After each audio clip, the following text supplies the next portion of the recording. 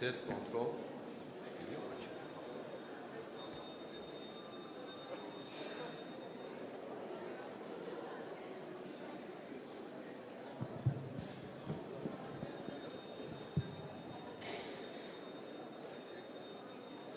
I would like to welcome you all for the 1-hour panel discussion on progesterone. The topic of the panel is progesterone from the follicular phase to luteal phase, and we have 4 experts in the panel. Dr. Michael Dahan from Canada, Dr. Fatemi from Abu Dhabi, Dr. Elena Labarta from Spain, and Dr. Richard Paulson from US. And all are the stars in the field, and I guess we will have a very fruitful discussion on the role of progesterone in both phases of the menstrual cycle. So, to start with, since progesterone is the crucial hormone in the luteal phase, with your permission, I would like to start with the role of progesterone in HRT cycles, in the luteal phase. Starting first with the frozen embryo transfer cycles, and then the fresh embryo transfer cycles. And as we know that, I mean, right now in the US, I guess, 3 out of 4 transfers are frozen embryo transfers. And progesterone is a crucial hormone. And having said this, there is marked interpersonal variation in HRT first cycles regarding progesterone assessment on the day of frozen warm blastocyst transfer or 1 day prior. And there appears to be a significant impact, I would say marked impact, on ongoing pregnancy and live birth rates. But still, the area in the curve is around 0.6%. So, with all this information, I mean, our measurements of serum progesterone in HRT first cycle should be routine. Are they really useful? And should a personalized approach be adopted based on progesterone levels in HRT cycles? So I wish to start with Dr. Labarta, please. Thank you so much. Thank you for being here today. It's a great pleasure for me to be in this debate with such an expert.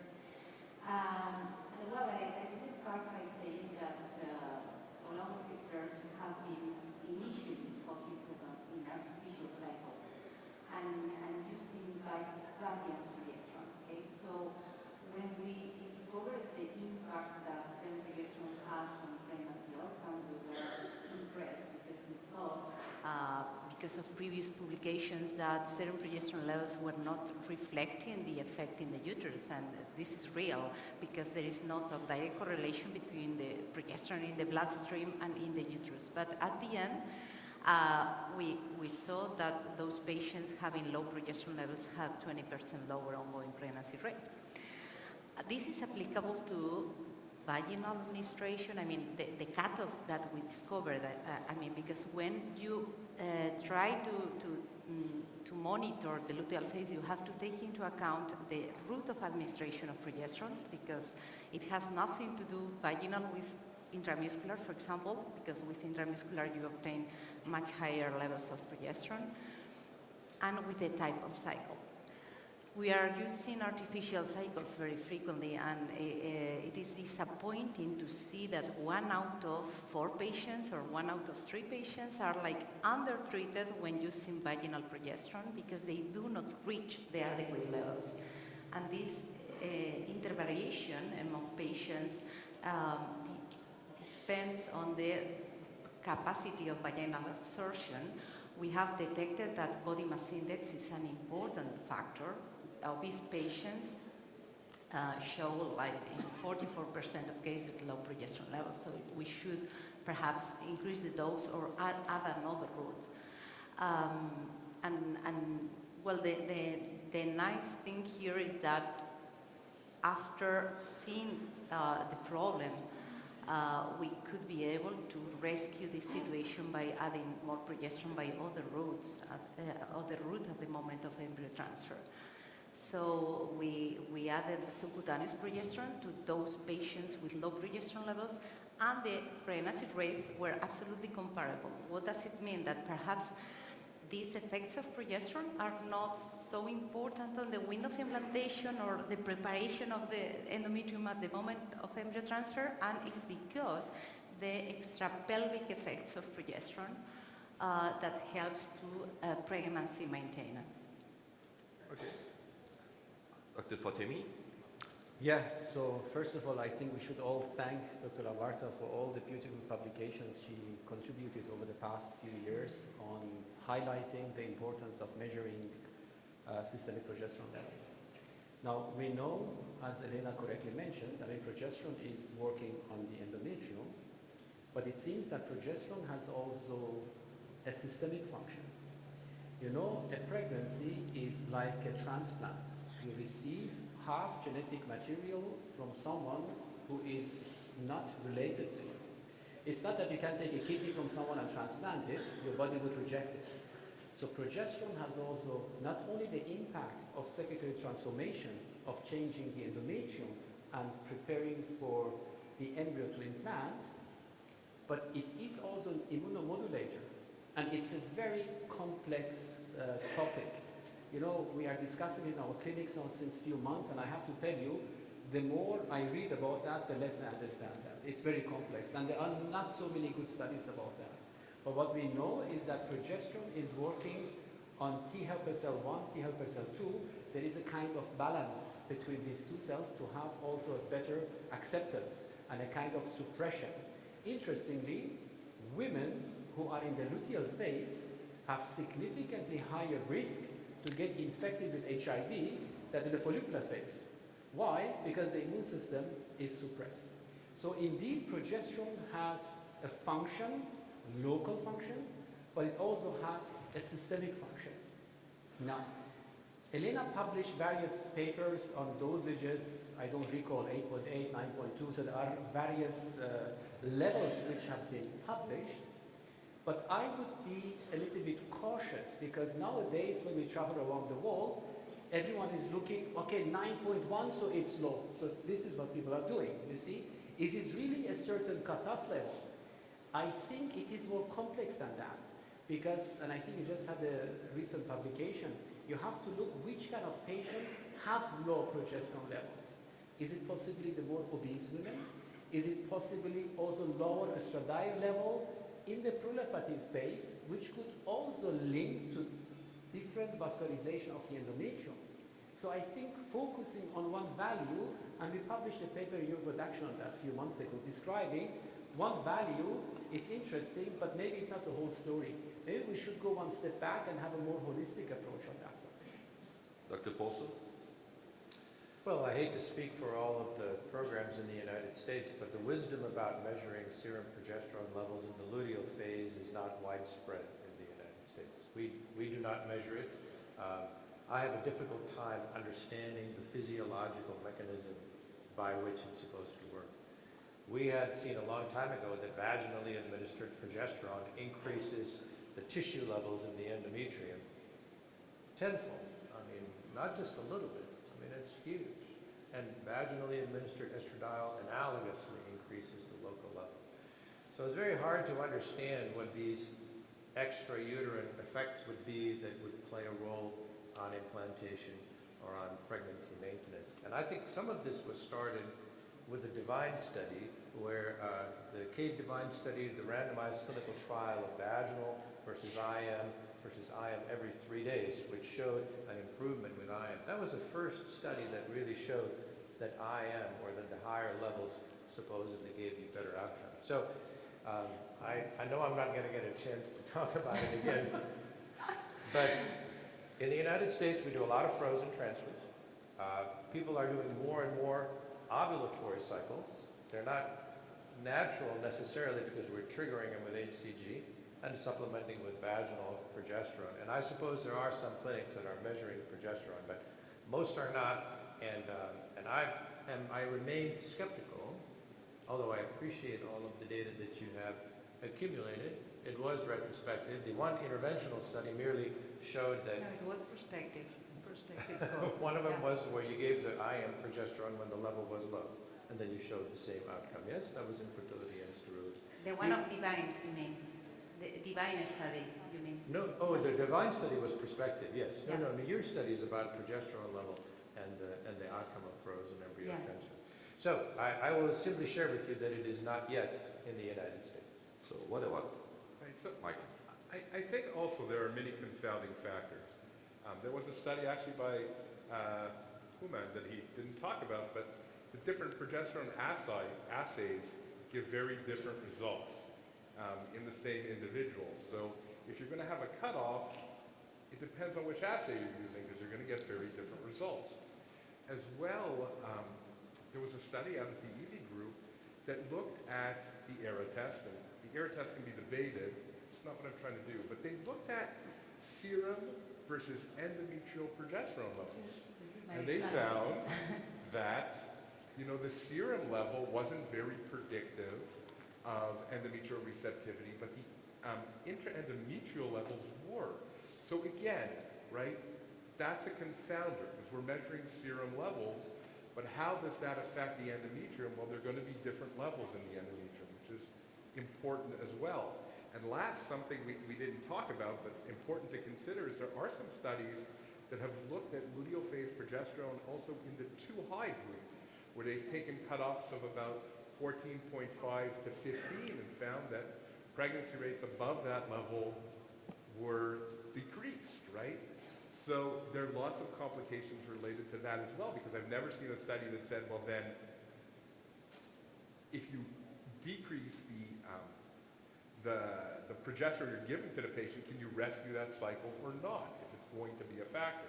So these are all things that play a role, but would affect the area under the curve, as you say, and at the same time, make it harder for us to monitor progesterone levels and come to a conclusion. So how about the practice in Canada? I mean, how common it is monitored, in HRT foot cycles, the progesterone? Right. So we, in general, are not measuring, in most cases, progesterone levels in frozen cycles in the luteal phase, where we practice in any way similar to the Americans.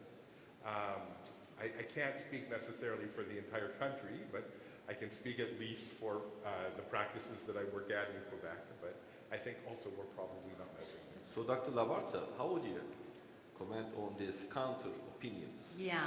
Well, my first question is, which is the percentage of use of intramuscular progesterone versus vaginal progesterone in your country, for example, because you usually use more IM, right? We use IM progesterone, and I apologize to the patient every time we do it. Yeah. I say, I'm very sorry. No. In 1995, we figured out that vaginal was as good as intramuscular, but then this study came out from Kate Devine, and now I must give you intramuscular progesterone. I apologize. It is my opportunity to talk about Divine study, okay? Because Divine study was a randomized control trial comparing IM daily, vaginal plus IM every 3 days, and vaginal alone. In my opinion, this study has some drawbacks because the vaginal arm was the loser from the beginning because the dose used is half the dose that we use in artificial cycles. They were giving 400 milligrams instead of 800 milligrams. And if you use artificial cycles with vaginal progesterone, you know that you should use 800 milligrams as minimum. And you see this because when they looked to the serum progesterone levels, the mean serum progesterone that they have was 7.2 or something like that. This is too low. So they were infra-treating patients with the vaginal progesterone. So my question is, if they would have used 800, the differences were going to be the same or not? Because we know that the mean serum progesterone levels that we obtain when we give 800 is 12. That is okay. But they obtained 7 because they were infra-treating patients. And secondly, because I have read this paper very carefully, the group of vaginal progesterone were doing the embryo transfer 1 day before the other groups. So the window of implantation could be displaced at this moment. Not displaced, you were doing prematurely the embryo transfer, so they were doing the transfer on progesterone plus 5 instead of progesterone plus 6. So the progesterone arm, the vaginal progesterone arm, was a loser from the beginning.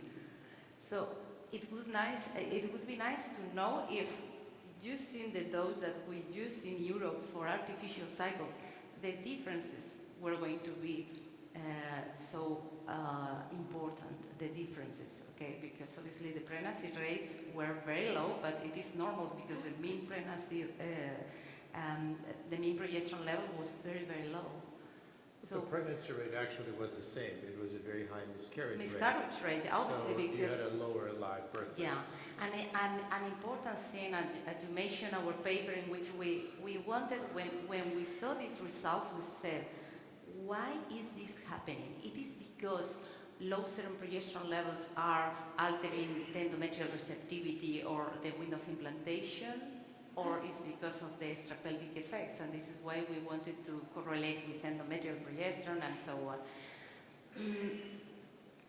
According to many papers that were published, when you publish so much about that, we know that the endometrial transformation, the secretory transformation of the endometrium, and you also publish about that, is obtained even with very low serum progesterone levels. With 3 nanograms, 5 nanograms, you see a secretory transformation of the endometrium, so you have it, you have this there, but then the important thing is to maintain this pregnancy.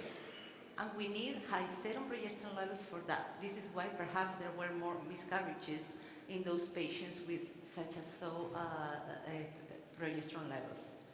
So one thing is implantation, and another thing is the maintenance of pregnancy. And according to all the data that I'm collecting, I think that the role of serum progesterone is on the maintenance of pregnancy, because the impact is much more on ongoing pregnancy than on implantation rates. Okay. Thank you. Can I Yes, bring up please. something? So the study with the intramuscular progesterone, they repeated it, right, using, I think with endometrium. Again, so they published another prospective randomized study. Because of some of the complaints about their dosing and the variation of days between the groups, and they found the same findings. The problem is, right, there was, in response to that initial study, it was a retrospective study, but published by a European group that then went to look and see if they could repeat or find the same differences, and they did not, in fact. They found that the intramuscular progesterone group did not do better in outcomes. And it's interesting because when I look at my data, and I did switch to intramuscular progesterone, at least every third day initially, I then went back and looked to see if I got a better outcome. The patients having higher live birth rates. And they weren't, right? Which had me question, again, the value of the intramuscular progesterone in spite of those 2 studies being published out of that group in the US. Actually, I mean, we were very impressed with the Divine study, and immediately after it was published, we actually did the same protocol, but used different vaginal progesterone. And then, I mean, every third day supplementation compared to vaginal gel twice daily, exactly the same results. And we published it in RBM Online 2020. So coming back to since the topic is the progesterone assessment rather than root, so can we conclude that the need for progesterone monitoring during the day of embryo transfer might be root dependent? Can we conclude that? I think before we do this conclusion, I have to come back to what Rick said about this Divine study. Sorry it was published in Fertility and Sterility, but this is exactly how you should not do a study. This is lack of basic knowledge. You see, what Elena elaborated is the dose. Forget about the dose, but the timing of progesterone exposure. This is the most crucial thing. You know, there have been papers in the 80s and 90s from 1.2 nanogram, you initiate secretory transformation of the endometrium. And very important, there is a beautiful publication by Wang in Nature Medicine, 2020. Based on the hours of progesterone exposure, you prepare your window of implantation, 120 hours. And then you have a downregulation of certain genes, and you have your window of implantation being, let's say, 2.5, 3 days.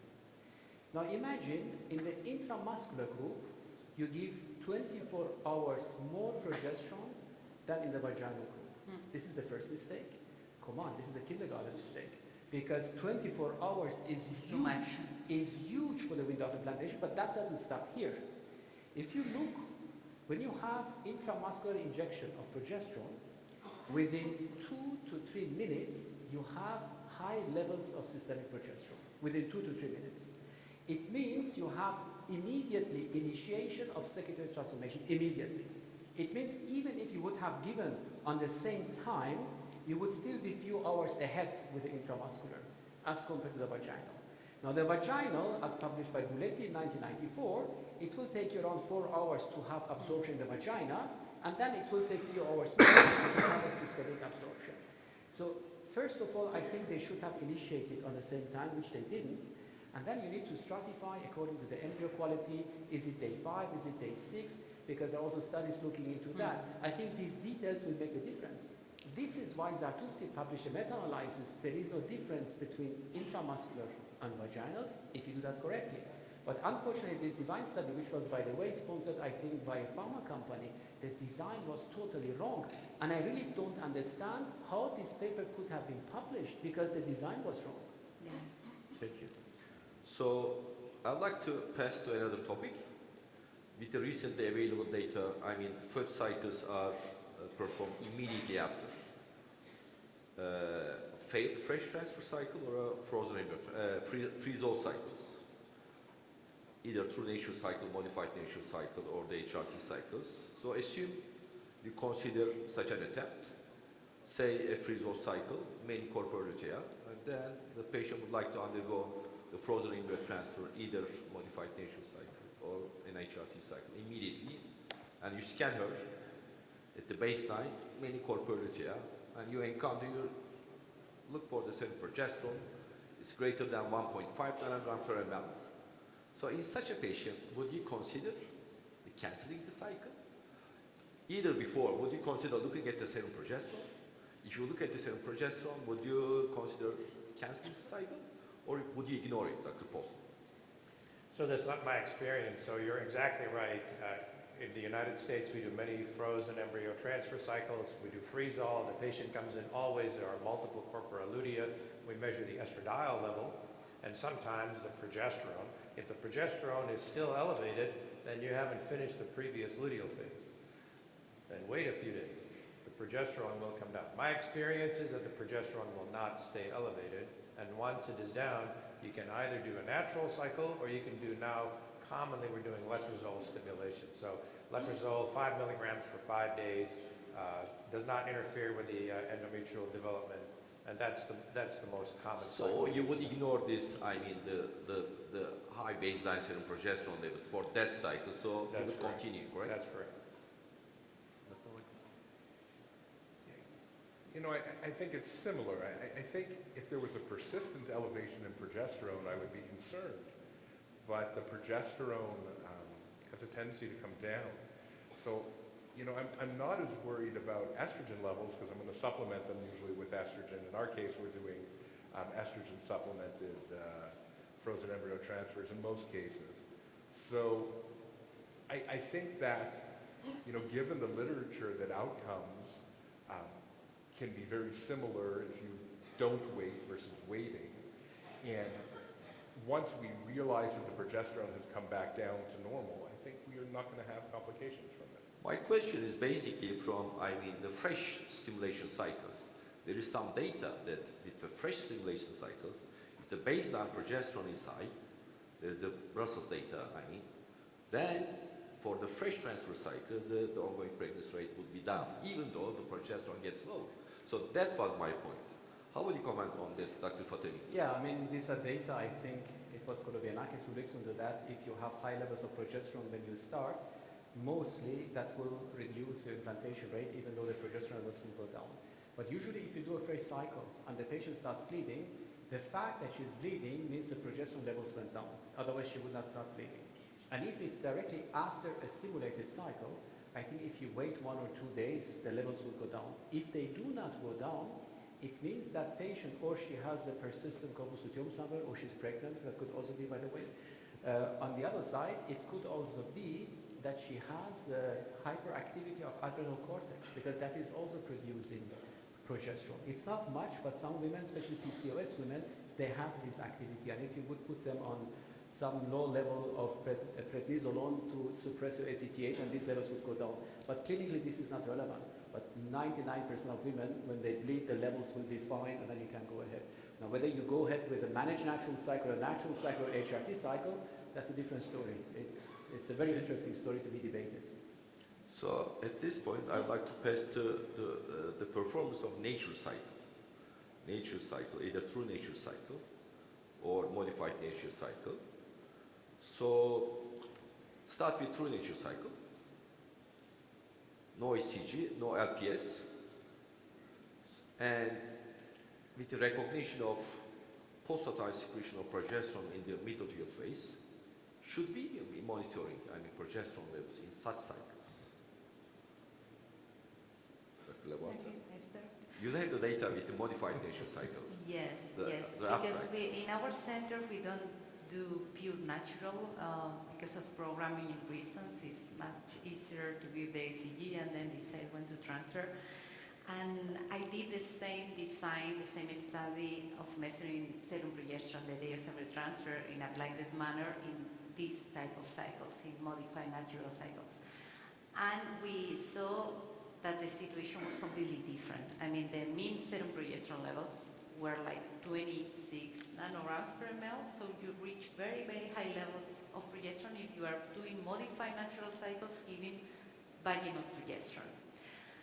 And we didn't see an impact on serum progesterone levels because all of the patients were over 10 nanograms per ml, that it is the minimum cutoff. So with modified natural cycles, you are having enough serum progesterone levels, and only 0.8% of patients have below 10. But in that case, you were using LPS, I guess, right? LPS was there. LPS, yeah, with Without the vaginal LPS. with 200 milligrams every 12 hours. But if you go to the literature and you see the results in pure natural cycles, there is a paper from the Xeus and another one published in JCM, and you see that in infertile patients, 30% of the population have serum progesterone levels below 10.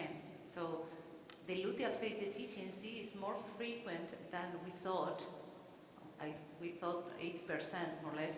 So in this case, I recommend to measure progesterone. I acknowledge the variations throughout the day, okay? But I have to say, because I'm doing research on that, but I cannot tell you. But this variation, I'm not seeing so much variation throughout the day in natural. So there is variation because of the pulsatile production of the corpus luteum, and we have to know that. But at the end, it's not so. I'm not seeing the same results as Foli küler who demonstrated like a 6-fold variation throughout the day. So if you are going to pure natural, you should measure at least once or twice just to know if the patient could be benefited by adding progesterone. If you are going to modify natural, you are well covered. And this is why we are not measuring serum progesterone in modified cycles, because we saw that most of the patients are well covered with very good levels of progesterone. This is our experience. Dr. Fatemi. So first of all, we published a paper, an RCT, in fertility sterility, 15, 20 years ago, where we randomized the patients to do a true natural cycle and a managed natural cycle to simplify our life, to trigger with ACG. And the pregnancy rates were significantly lower in a managed natural cycle as compared to pure natural cycle. So that was 15, 20 years ago. We realized natural cycle is the way to go. Now, when we published this paper, there was a group from Israel, they commented, Ariel Weissman, that we had low pregnancy rates because we failed to give luteal phase support in the triggered cycle. However, Mina Tabanioto, when she was working in Brussels in the 90s, she published a paper that ACG trigger doesn't create a negative feedback to have a luteal phase defect. So the ACG trigger cycle does not create a luteal phase defect. So the reason that the pregnancy rates were different is not the lack of luteal phase support, is possibly something else. Now, since 20 years, we do more and more natural cycles. So obviously the last 15, 20 years, we have conducted thousands of natural cycles. And it's very interesting, you know, again, one size does not fit all, and that's important. When I would ask you, what is the natural cycle, you would tell me the patient has an LH rise, and then she has a progesterone rise. And that's what we've thought, but that's not the truth. So with Dr. Baris, who is sitting in front, we have submitted a paper now where we looked, I don't remember the sample size, but the big sample size, we looked to the different pattern of ovulation in the blood, not in the urine, because the urine has already 30% wrong detection rate. So in the blood, if a patient initiates to have an LH rise, you have women who have a progesterone rise in 20 hours. Because it's not your LH which initiates a secondary transformation, it's your progesterone. So you have women who have a rise of progesterone in 20 hours. You have women who have a rise of progesterone after 57, 58 hours. That's a huge difference. It's 40 hours difference. And the paper of Nexeus, Nikos Polisos that you were elaborating on, I think this is another study which should never have been published. Why? Because they put a stick in the urine and they say she has an LH rise. But if you have an LH rise, and there is a paper by Human Production Update, it's a Turkish first author, I think Erdem is the first author 2-3 months ago. In the urine, even if you detect an LH rise, the variation of progesterone rise also is 40 hours. It means if you know there is an LH rise, you don't know when the patient is going to ovulate. So how do you want to measure the level and define that level? Say, okay, the level should be 9 or 10. 9 or 10 after what? After LH rise or after progesterone rise? So I think these are the details which have been completely neglected in the past. So when we speak about the natural cycle, and then you could ask, okay, should we give a luteal phase support in a natural cycle? If the answer would be yes, all of us should not be here, because I assume all of us were conceived naturally. You see? So I think before we go with the luteal phase support, first of all, if you give a luteal phase support in a natural cycle, the question is when do you initiate that? Because we looked, if you initiate early, you drop with the pregnancy rates. And if you have maybe 4 or 5% of patients who might need that, then we need to ask, okay, what is the correct level? And today I don't know what's the correct level. Yeah, because it is assumed to be over 10, but yes, because of physiology. I mean. Exactly. And obviously there are problems, I mean, regarding, especially with the true nature cycle. So what is the definition of LH search? And we very recently published an update. And when you go to the literature, there is very positive data. What is the definition? If you go to different, 10 different publications, you will find 10 different definitions of LH search.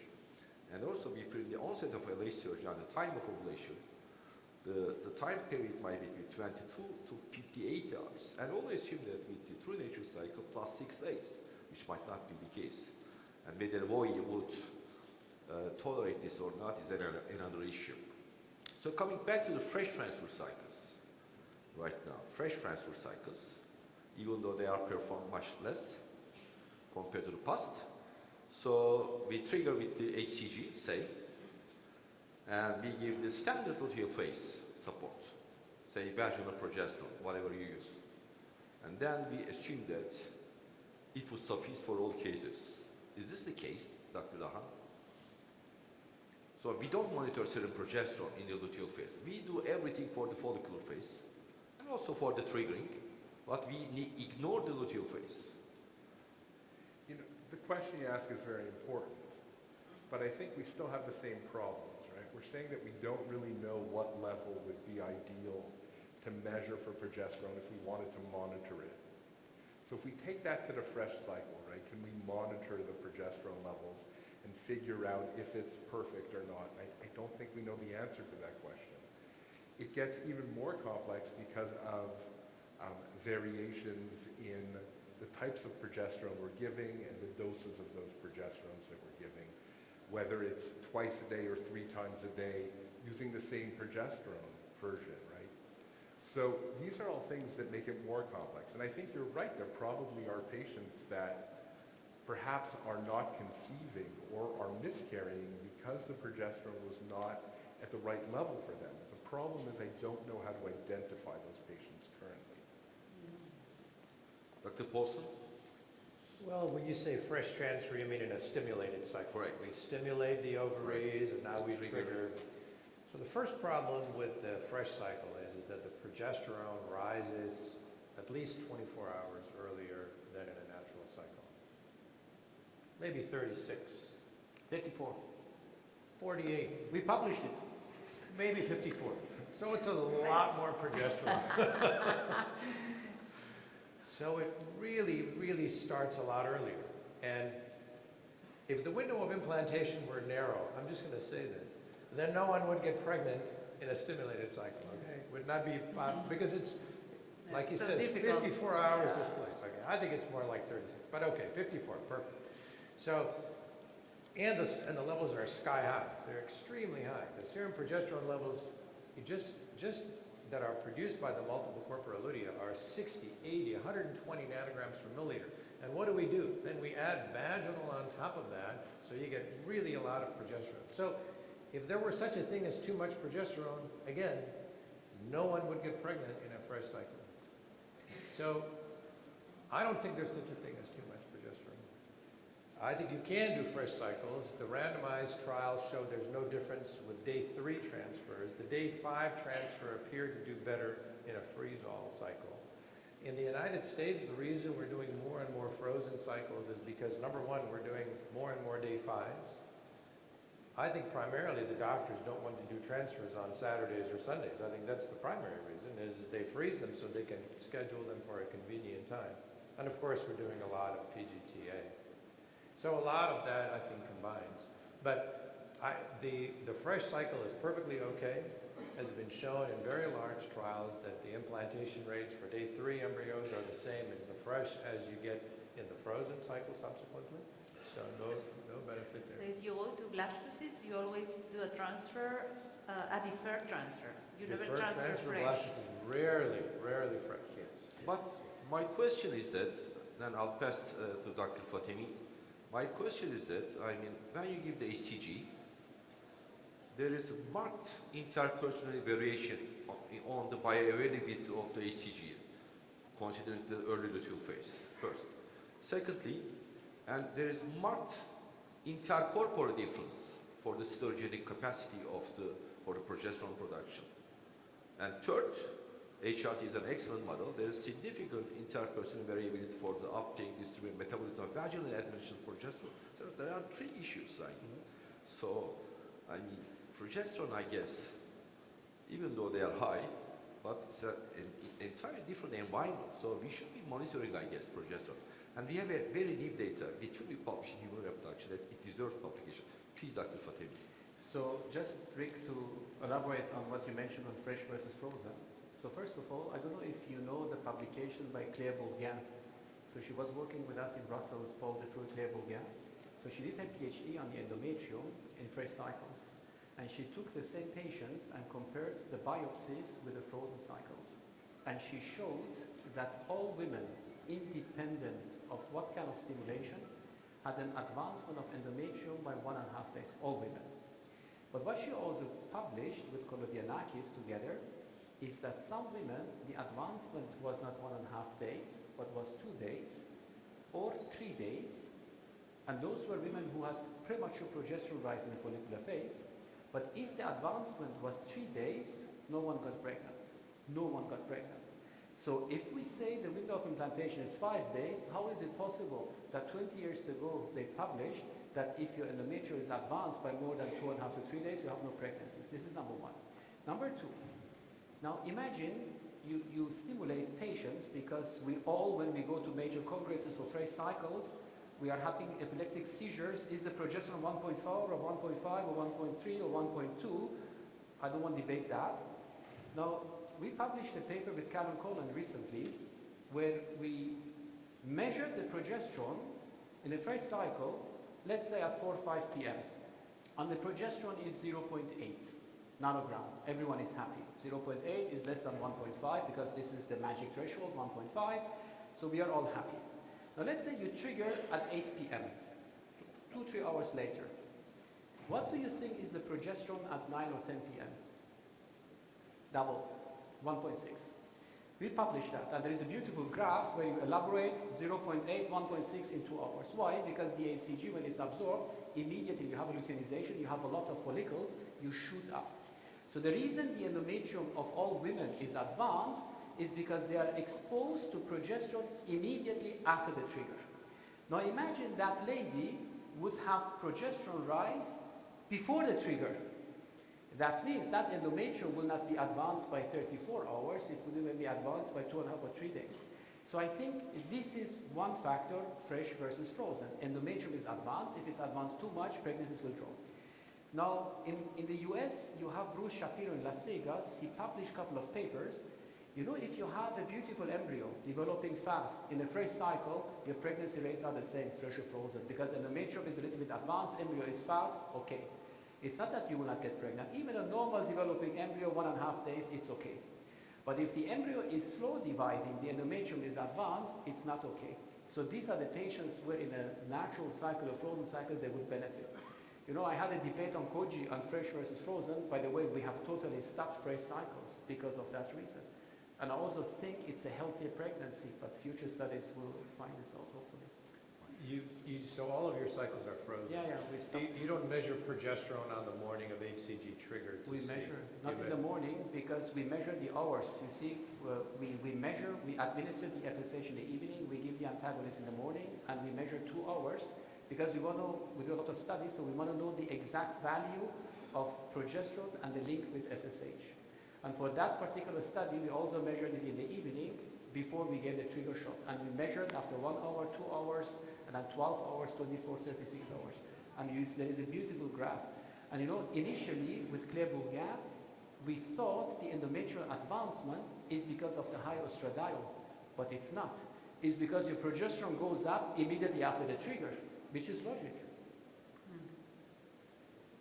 So, you know, I think Rick's point about the high progesterones in a fresh cycle is a valid point, but also I have trouble extrapolating fresh to frozen cycles because they respond very differently, right? When we go back to when they started doing IVF, right, and we know the progesterone levels, he's right, are very high in fresh cycles.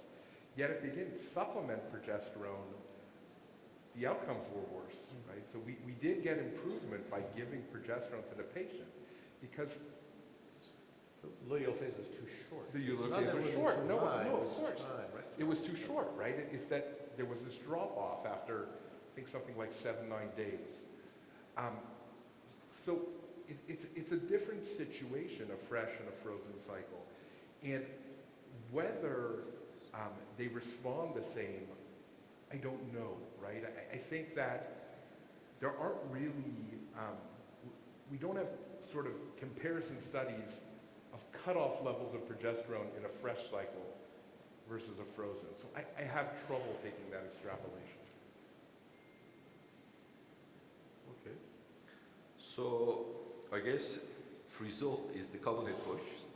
Then I will skip the impact of the elevated late follicular progesterone. Let me make one other comment. I really agree with my colleagues that about the inadequate luteal phase. And I think it's because even patients who swear that they are absolutely ovulatory, absolutely regular cycles, absolutely LH surge is always on day 14.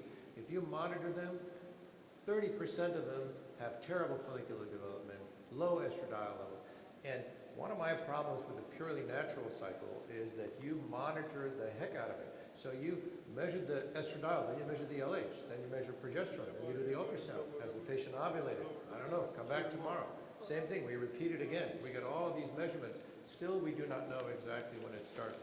For this reason, I think adding letrozole and HCG trigger makes it a lot easier. But my counter opinion for this modified menstrual cycle might be the boost of progesterone production in the very early luteal phase, which is not desirable, in theory at least.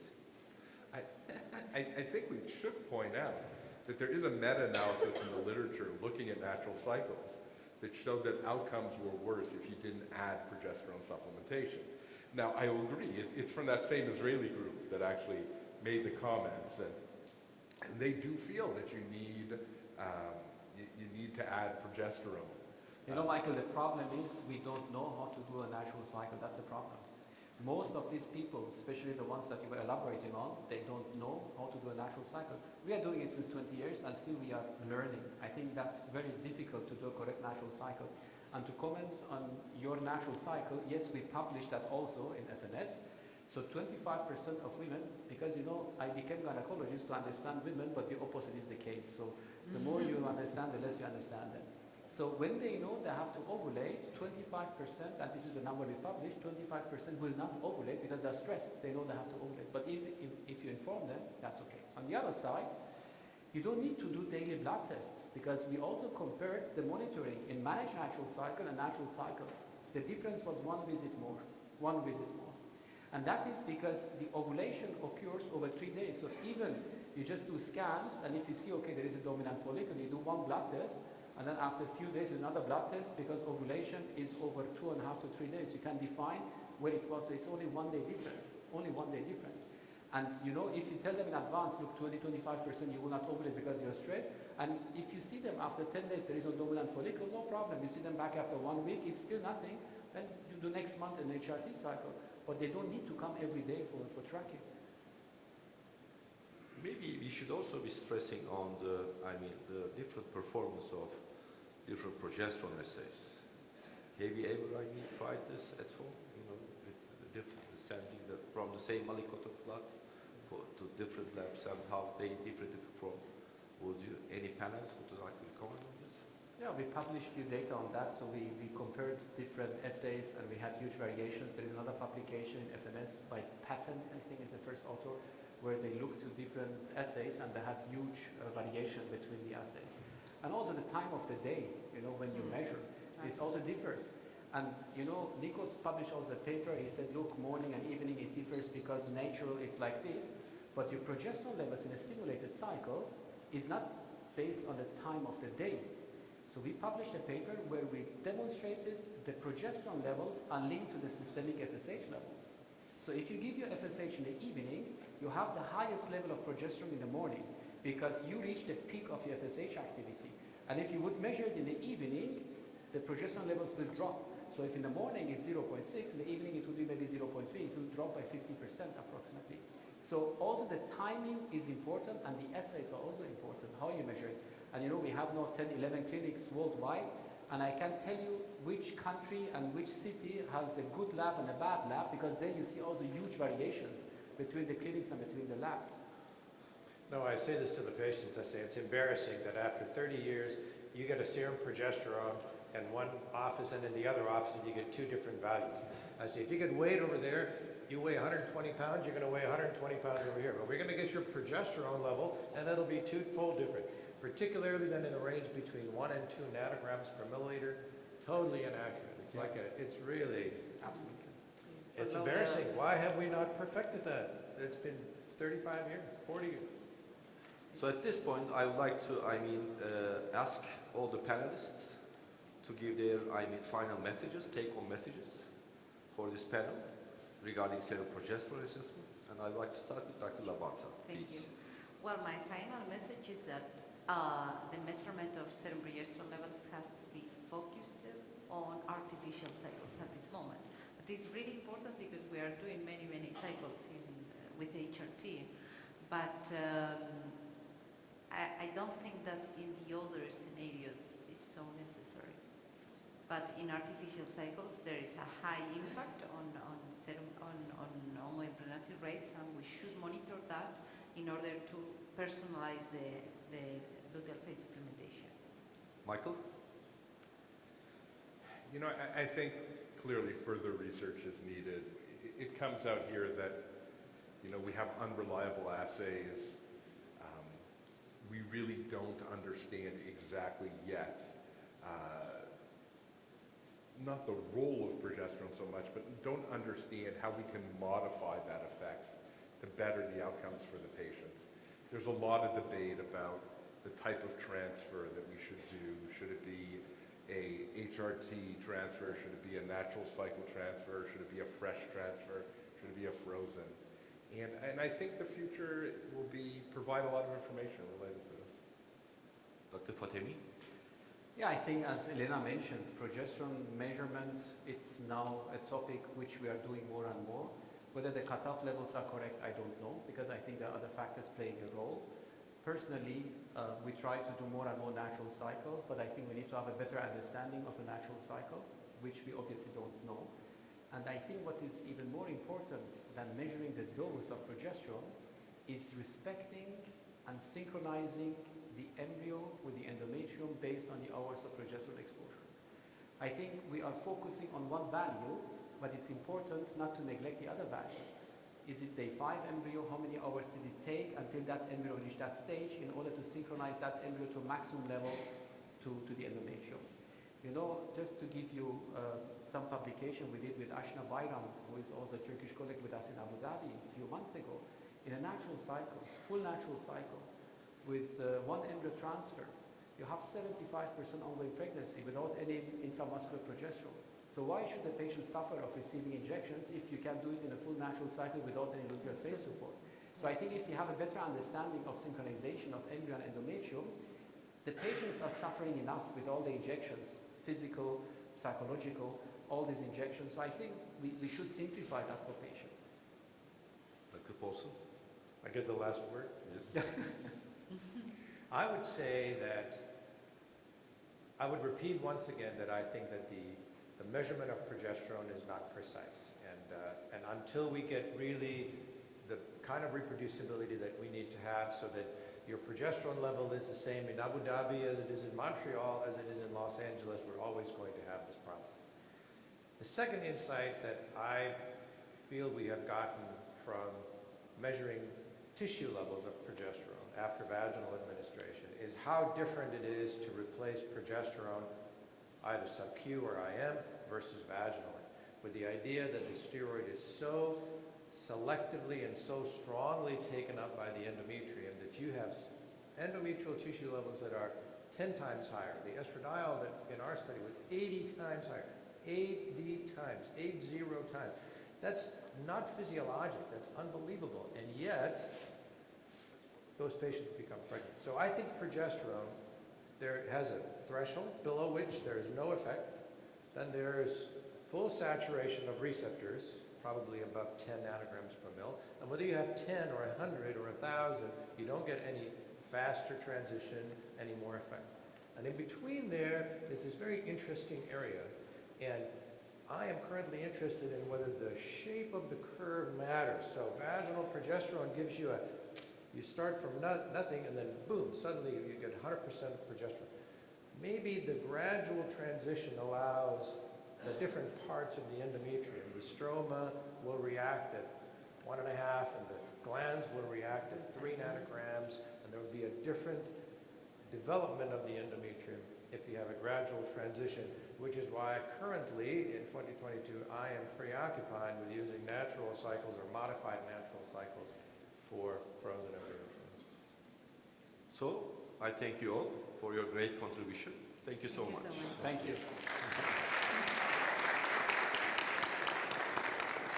So, they would like to take a picture. Picture, okay. Yeah. Do we stand up or we sit? Or we just stand up, okay. Stand up. We can take off our